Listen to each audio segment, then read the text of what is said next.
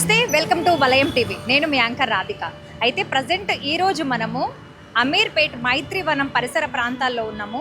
మనం ఇక్కడ చూసుకున్నట్లయితే కరెక్ట్గా జూన్ 4వ తారీఖు రోజు ఇక్కడ పిల్లర్ నెంబర్ 1044 దగ్గర ఇక్కడ మీరు బిల్డింగ్ చూసుకుంటే ఏ విధంగా అయిందో ఒకసారి చూసుకోవచ్చు. ఇక్కడ ఒక పెద్ద భారీ అగ్ని ప్రమాదం జరిగిందని ఇక్కడ మనకు కరెక్ట్గా అర్థమవుతుంది. ఈ భారీ అగ్ని ప్రమాదం అనేది అంటే ఇక్కడ రద్దీగా ఉండేటువంటి ప్లేస్ ఇది. అమీర్పేట్ మైత్రివనం అంటేనే అసలు నిజంగా చాలా రద్దీ గల ప్లేస్ అని చెప్పవచ్చు. ఇది ఈ పెద్ద బిల్డింగ్ అంతా కూడా 2 ఫ్లోర్లు ఉంది. ఇక్కడ నుంచి ఈ నుంచి స్టార్ట్ అవుతే అక్కడ లాస్ట్ వరకు కూడా అంతవరకు ఇంత పెద్ద బిల్డింగ్ అంతా కూడా అందులో మీరు చూసుకున్నట్లయితే హెల్మెట్స్ ఉన్నాయి, టాయ్స్ ఉన్నాయి, రకరకాల షాప్స్. ఇక్కడ బిజినెస్ పరంగా ఎన్నో రకాల షాప్స్ పెట్టుకున్నారు. ఈ షాప్స్కి సంబంధించి అన్నీ కూడా కాలిపోయినటువంటి పరిస్థితిని మనం చూస్తున్నాము. సరిగ్గా ఒక 4-5 రోజుల క్రితం ఇక్కడ అగ్ని కిలలు ఎగిసిపడ్డాయని చెప్పవచ్చు. వ్యాపార సముదాయాలు కావచ్చు, కోచింగ్ సెంటర్లు కావచ్చు, వందలాది మంది విద్యార్థులు కావచ్చు, ఇక్కడ ఉద్యోగులతో ఎప్పుడూ కూడా రద్దీగా ఉండేటువంటి ఈ ప్రాంతంలో ఒక్కసారిగా చెలరేగినటువంటి మంటలు కూడా తీవ్ర కలకలాన్ని సృష్టించినాయని చెప్పవచ్చు. అలాగే ప్రమాదం జరిగి కూడా 4-5 రోజులు గడుస్తున్నా కూడా ఇక్కడ ఉన్నటువంటి బాధితుల కన్నీళ్లు మాత్రం ఇంకా ఆరలేదని చెప్పవచ్చు. కోట్లాది రూపాయల ఆస్తి నష్టం కూడా సంభవించిందని చెప్పవచ్చు. అదృష్టవశాత్తు ఎలాంటి ప్రమాదం అంటే ప్రాణ నష్టం మాత్రం జరగలేదు, కానీ కోట్లాది రూపాయల ఆస్తి నష్టం సంభవించింది. పలువురు వ్యాపారులు కూడా అంటే ఇక్కడే వ్యాపారం చేసుకుంటున్నటువంటి వ్యాపారులంతా కూడా రోడ్డున పడ్డారని చెప్పవచ్చు. అయితే ముఖ్యంగా చూసుకున్నట్లయితే ఇక్కడ అసలైన ప్రశ్న ఏంటంటే ఈ ప్రమాదానికి అసలు బాధ్యులు ఎవరు, ఏ విధంగా జరిగింది? ఈ నగరంలో అత్యంత కీలకమైనటువంటి అమీర్పేట ఏరియాలో ఉన్నటువంటి ఇలాంటి కమర్షియల్ బిల్డింగ్స్లో కనీస ఫైర్ సేఫ్టీ అంటే అగ్నిమాపక రక్షణ చర్యలు ఏమైనా ఉన్నాయా లేదా?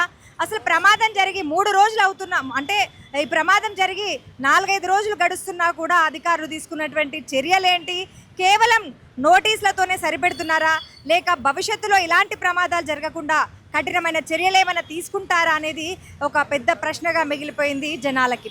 అయితే ఇప్పుడు మనం ఇక్కడ చూసుకోవచ్చు, ప్రజెంట్ విజువల్స్ చూసుకున్నట్లయితే ఇక్కడ కాలిపోయినటువంటి ఈ యొక్క అంతా కూడా ఆ షాప్ ఓనర్స్ ఎంతో బాధతో, ఎంతో కన్నీటితో, ఆ యొక్క కడుపులో నిండినటువంటి ఆ బాధతో వాళ్ళంతా కూడా అంతా తీసేయటం అనేది జరుగుతూ ఉంది.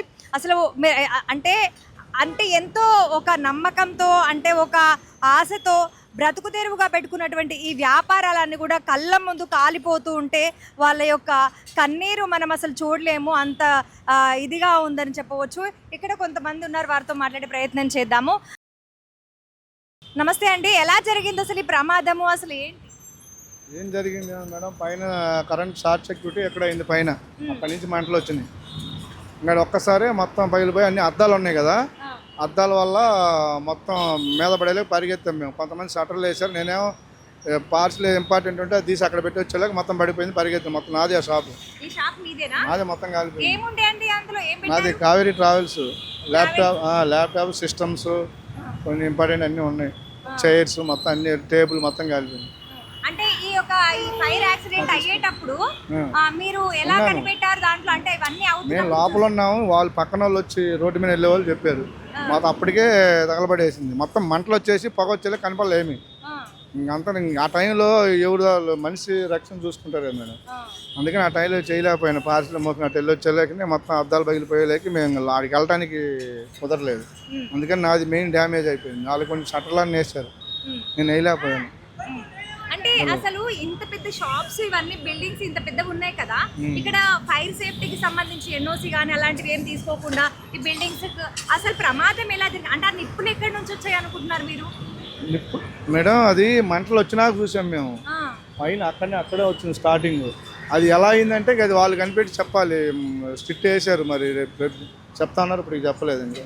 అధికారులు ఎవరైనా వచ్చారా ఇక్కడి వరకు? వచ్చారు, పోలీసులు వచ్చారు, జిఎస్టీ కమిషనర్ గారు వాళ్ళు వచ్చారు, అన్నీ చూశారు. మరి ఇంకా దాన్ని ఇంకా డిసైడ్ చెప్పలేదు ఎలా జరిగింది అనేది ఇప్పటి వరకు ఇంకా ప్రాథమిక విచారణలో బయట పడలేదు. అయితే మరి మీకు ఇక్కడ షాపు ఇంతగా నష్టం జరిగిపోయింది, ఎంతవరకు నష్టం జరిగి ఉండొచ్చు? ఇప్పుడు మీ షాప్ వరకు చూసుకున్నట్లయితే షాప్ అయితే మ్యాక్సిమం మినిమం 2 లక్షల దాకా పోతుంది మేడం. 2 lakhs, ఎందుకంటే మొత్తం చేపించాం, మొత్తం పోయింది. అది ఇప్పుడు మరి ఆ నష్టపరిహారం కట్టిస్తామని కానీ భరోసా కానీ ఏమైనా చెప్పారా ప్రభుత్వం నుంచి కానీ వచ్చినటువంటి అధికారులు కానీ? చెప్పలేదు. మొన్న ఎమ్మెల్యే గారు వచ్చారు, చూశారు, ఏం పని అన్నీ అడిగి తెలుసుకున్నారు. మరి చేస్తారేమో, ఇంకా అయితే ఇప్పుడు తెలియదు. అంటే మీతో ఏం చెప్పలేదా? చేస్తామని చెప్పారు. చెప్పారు. అదే ఇంకా చెప్తాను, ఇంకా ఏం తేలలేదు కదా, చేస్తారని మేము కూడా అనుకుంటున్నాం.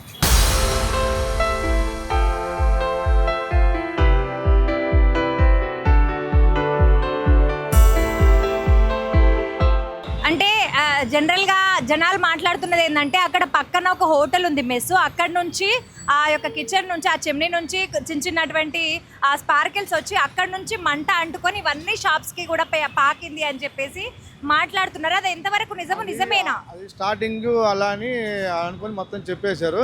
ఆల్రెడీ అన్ని చెక్ చేసుకుని వెళ్ళిపోయారు వాళ్ళు. హోటల్ ఏదైనా డ్యామేజ్ అయిందని అనుకున్నా కూడా ఒకవేళ మరి వాళ్ళు అట్నే ఉంది, వాళ్ళకి కూడా తెలియదు. మేము వెళ్ళి చెప్పిందా వాళ్ళకి తెలియదు, వాళ్ళ పని వాళ్ళు ఉన్నారు. అప్పుడు చెప్పిన తర్వాత వాళ్ళు గ్యాస్ బండ్లు అవన్నీ తీసుకెళ్ళారు. అయినా వాళ్ళది 10:30కే అయిపోద్ది మేడం, వాళ్ళ వంట అన్ని జరిగింది 12 గంటలు. అప్పుడు మధ్యాహ్నం 12 గంటలకా? వాళ్ళు 10:30కే అయిపోయింది. వాళ్ళ ధర జరిగితే వాళ్ళు కూడా డ్యామేజ్ అవుతుంది కదా, ఏం లేదు అక్కడ. మనం కాదు, వాళ్ళే చూశారు, పోలీసు వాళ్ళు చూశారు, రంగనాథ్ గారు కమిషనర్ ఆయన అందరూ చూశారు.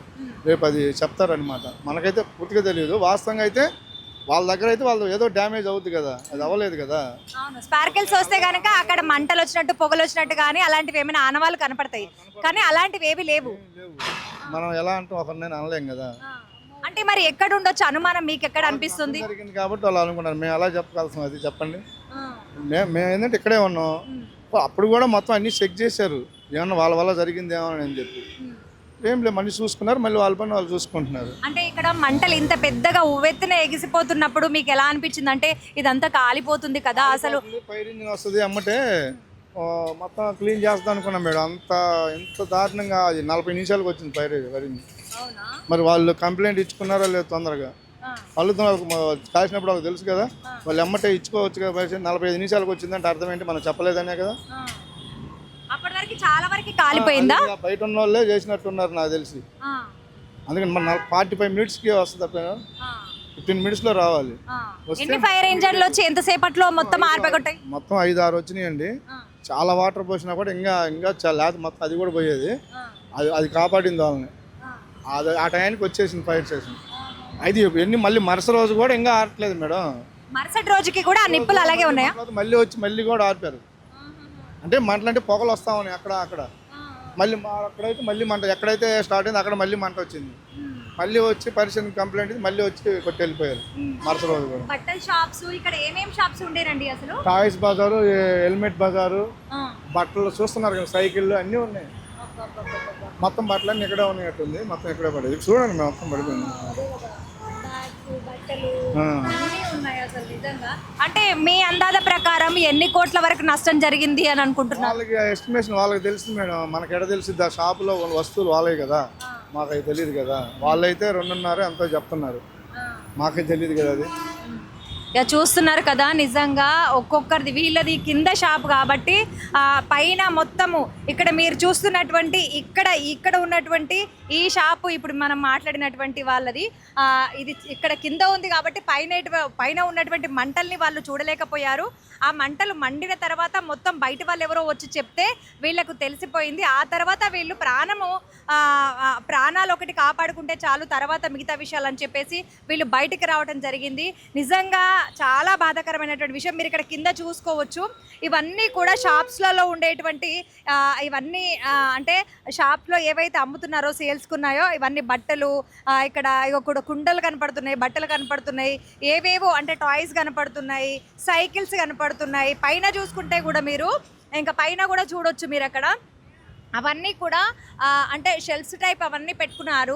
వాటిల్లో ఎన్నో రకాలైనటువంటి ఇనుప వస్తువులు మన అంటే సైకిళ్ళ టైప్ కానీ చైర్స్ టైప్ కానీ అవన్నీ కనపడుతున్నాయి. కొన్ని వేలు లక్షలు పెట్టి ఇలాంటి షాప్స్ పెడతారు. ఎంతో నమ్మకంతో ఒక ఆశతో బ్రతుకు తెరువు కోసం పెట్టుకున్నటువంటి ఇన్ని షాప్స్ అన్నీ కూడా చూస్తుండగా కళ్ళ ముందు ఈ విధంగా అయిపోవటం అనేది నిజంగా షాపు ఓనర్స్కి చాలా పెద్ద ఇదని చెప్పవచ్చు.